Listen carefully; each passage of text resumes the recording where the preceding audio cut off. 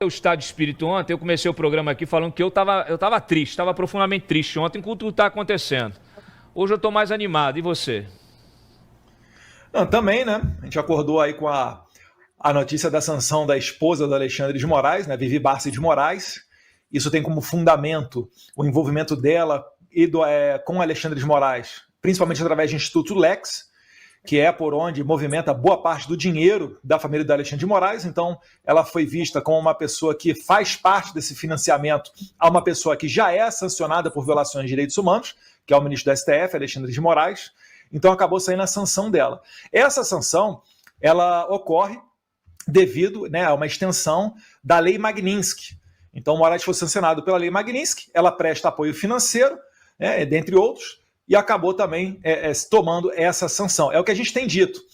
O mais difícil, o mais burocrático já foi feito, que é juntar a papelada, fazer o convencimento, ter todos os relatórios para aplicar a Lei Magnitsky no Alexandre de Moraes. Quando sai a Lei Magnitsky, significa o quê? Significa que aquela pessoa ela consta numa seleta lista onde estão terroristas, violadores de direitos humanos, pessoas que fazem barbaridades e atrocidades, e nessa lista é a chamada lista da OFAC. OFAC é a sigla em inglês, OFAC, para o Office of Foreign Assets Control, ou seja, é o Tesouro Nacional Americano que faz o controle dos ativos financeiros. Essa pessoa ela fica impedida de ter qualquer tipo de relação com empresas norte-americanas. Então, a rigor, o Moraes ele fica impossibilitado até mesmo de viajar de American Airlines, de ter uma conta no WhatsApp, no Waze e assim por diante. É claro que para a execução fiel de tudo isso, leva-se um determinado tempo. Né? Vocês viram, por exemplo, né, depois da nossa visita ao secretário de Estado, ao secretário do Tesouro, né, o Scott Bessent, que eu fui junto com o Paulo Figueiredo, depois vieram as notificações aos principais bancos brasileiros para saber se o Moraes tem ou não uma conta naquele banco.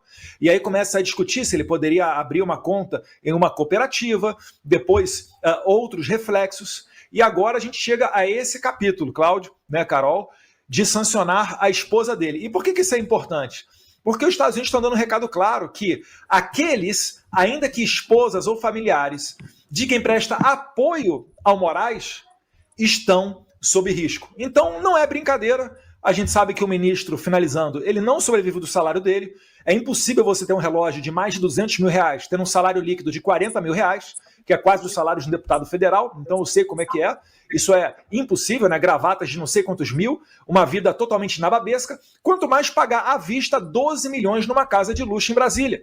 Isso, Cláudio, Carol, demonstra que o Moraes e a sua esposa, através do Instituto Lex, já estavam se desfazendo de patrimônio, prevendo que poderiam ser sancionados. Mas 12 milhões é muito pouco perto do que eles têm. Vamos ver aí as cenas dos próximos capítulos.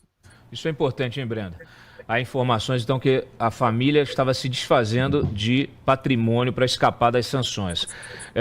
Eduardo, uma pergunta bem objetiva, pelo que você tem, naturalmente, de acesso à informação. Esta sanção à Viviane e ao Instituto Lex, né? Não é Lexum, viu, Carol? É Lex, tá? Eu acho melhor vocês mudarem o nome daquele instituto que vocês criaram lá. Senão daqui a pouco vocês estão tomando aí uma magnífica também. Não tem nada a ver com o instituto. Depois é que o Lex, Instituto Lex, entendeu? É como se fosse o Instituto Lex com espirro. Lexum. É a mesma coisa. Se o Trump espirrar, vai pegar em vocês aí a magnífica. Olha aqui, Eduardo. Eu quero saber o seguinte, você acha que tem alguma coisa de reação do governo na condenação do teu pai ou é uma coisa restrita, mais técnica do apoio financeiro, né, dessa estrutura, não só patrimonial, mas também do próprio escritório de advocacia, né, que a mulher dele comanda, o seu dia a dia? Tanto sentido o Trump ainda aumentar a temperatura. Mas o mais curioso, não sei se é a palavra certa, disso tudo, é que é no momento em que o Lula tá para dar o seu discurso nas Nações Unidas. Brasil, tradicionalmente, todo mundo conhece a história de Oswaldo Aranha, né? Abre a Assembleia Geral das Nações Unidas. É numa semana onde vai se desenrolar no Congresso mais e mais reuniões para a tramitação da PEC da anistia. E é por isso que eu falo com segurança. A anistia ampla, geral e restrita não é um capricho nosso. É a única maneira de se pacificar o Brasil. Falar em pacificação sem que seja uma anistia sobre fatos, iniciada em 2019, através do inquérito das fake news. Você, Cláudio, do antagonista, né? Não sei se aquele tempo estava na Cruzoé exatamente, mas vai se lembrar. A história do amigo do meu pai, inquérito das fake news, e ali começa um divisor de águas onde a maré começa a virar. Então, se não for isso, a perseguição continuará, meus caros. Porque se for um projeto de redução de pena, podem ter certeza, os Estados Unidos vai continuar aumentando o calor daqui. Porque o Flávio Dino vai poder, por exemplo, fazer o que ele fez comigo semana passada. Ele desarquiva a CPI da Covid, pinça lá o que interessa a ele e começa a investigar um monte de parlamentar. Depois ele vai, abre um outro inquérito falando de acusações do Banco do Brasil, Eduardo Bolsonaro e Gustavo Gayer, numa investigação para investigar crimes contra o sistema financeiro nacional. Ou seja, o Moraes e o Dino, né, junto com outros cúmplices, eles estão abrindo uma avenida para varrer a oposição das candidaturas do Senado do ano que vem. Porque nesses inquéritos que eu citei aqui, nessas investigações, quem é que está? Futuros favoritos ao Senado: Eduardo Bolsonaro, Carlos Bolsonaro, Flávio Bolsonaro, Gustavo Gayer, Bia Kicis. E se nós conseguirmos fazer uma anistia desde 2019 para agora, eles não vão mais poder fazer isso. A gente vai acabar com os inquéritos. É isso que está em jogo. Não é simplesmente colocar em liberdade ou reduzir a pena.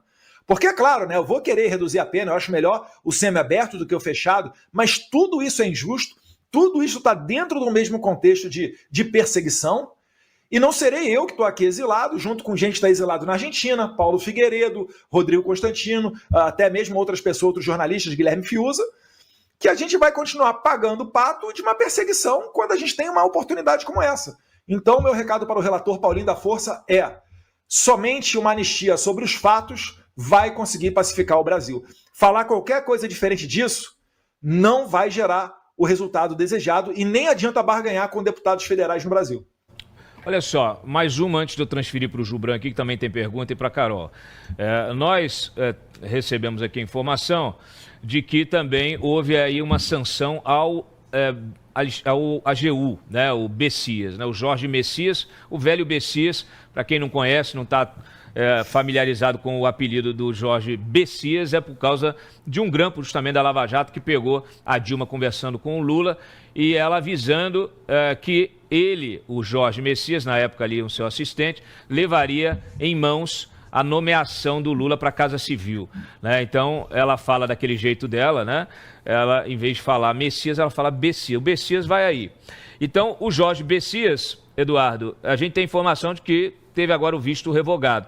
E tem a confirmação também da revogação que já tinha sido anunciada de forma genérica, mas não nominal, né? Dos 7 ministros, além do Alexandre de Moraes, né? Então, Barroso, Fachin, Dias Toffoli, Zanin, Flávio Dino, Carmen Lúcia, Gilmar Mendes. Tem mais coisa para vir, você acha?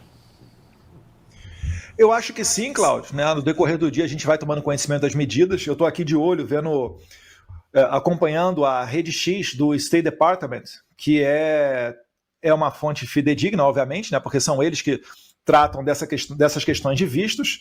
Eu vi que saiu uma matéria na Reuters, mas eu não consegui ler ela inteira ainda, porque entrei aqui no programa.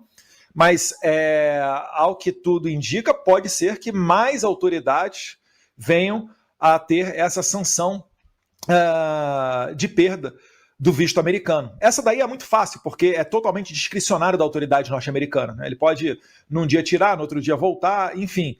Isso não tem um grande rigor, uma grande burocracia, tal qual ocorre com a Lei Magnitsky, por exemplo.